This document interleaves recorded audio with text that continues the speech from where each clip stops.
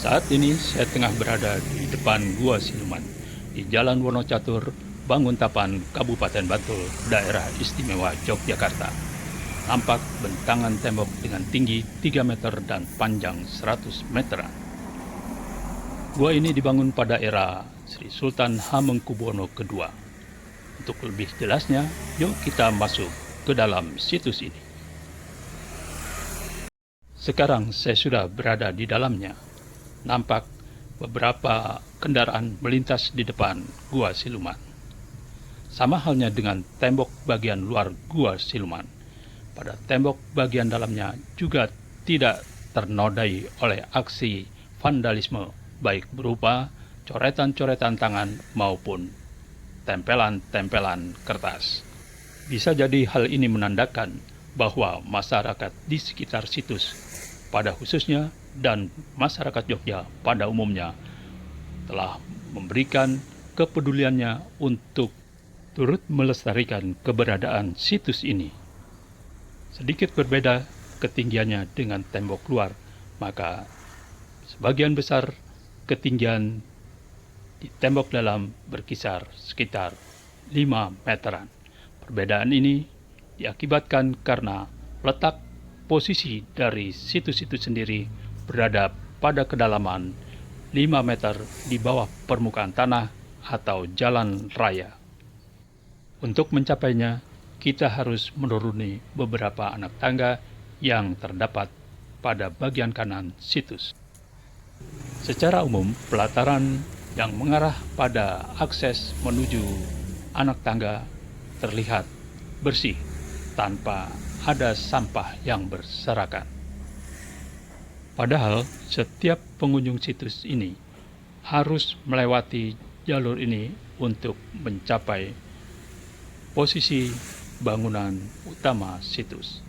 Ini artinya bahwa mereka juga telah turut menjaga kebersihan bangunan situs ini. Sama kondisinya dengan tembok situs ini. Kondisi dinding yang mengarah pada akses anak tangga situs ini pun telah dihiasi oleh sebaran bekas lumut yang mengering.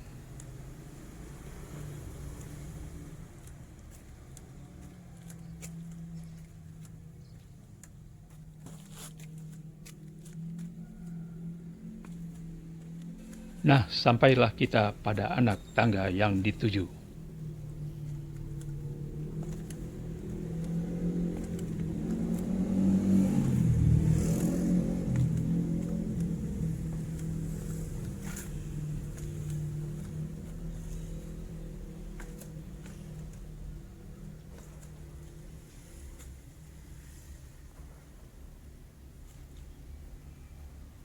Tepat di ujung anak tangga, kita dapati sebuah kong liong yang berukuran lumayan besar yang menjadi akses untuk masuk ke dalam ruangan.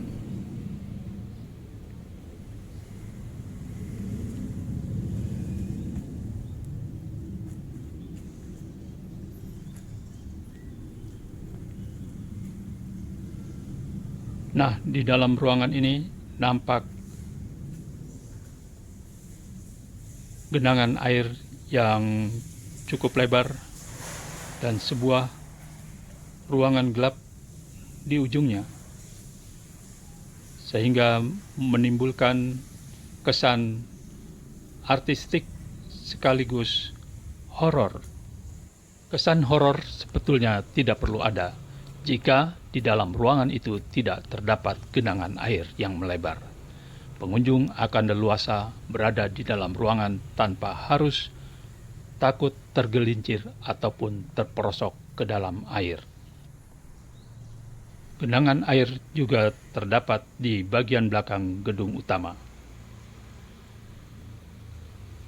Nampak menggenang menjadi sebuah kubangan, mengalir dari parit darurat yang membuat pemandangan menjadi tidak elok. Sesuai dengan rancangan awal pembangunannya, yaitu sebagai pesanggrahan Sri Sultan Hamengkubuwono II dan sekaligus sebagai tempat pemandian para selir dan istrinya, maka seharusnya ia tampil cantik memesona.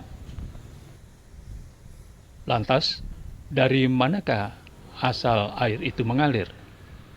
Ternyata air itu berasal dari dalam ruang bangunan utama. Ia berasal dari sumber mata air yang tidak pernah mengering, meluber dari bak penampungannya. Luberan air yang terdapat di dalam ruangan itu melimpas ke kiri dan kanan bagian belakang bangunan situs ini. Sebagiannya lagi mengalir ke arah luar bagian belakang pagar dengan melalui sebuah parit yang juga dibangun secara darurat. Untuk dapat menyeberangi parit itu, pengunjung dapat memanfaatkan jembatan darurat yang tersedia. Berlimpahnya air di dalam kolam penampungan berkedalaman 1,5 meter seringkali dimanfaatkan oleh seseorang untuk mandi atau berenang di sana. Rahmat misalnya, seorang pemuda berusia 21 tahun seringkali mandi atau berenang di bak penampungan itu. Ia sama sekali tidak merasa takut mandi atau berenang di tengah kegelapan, karena ia tidak melakukan sesuatu yang di luar kesopanan.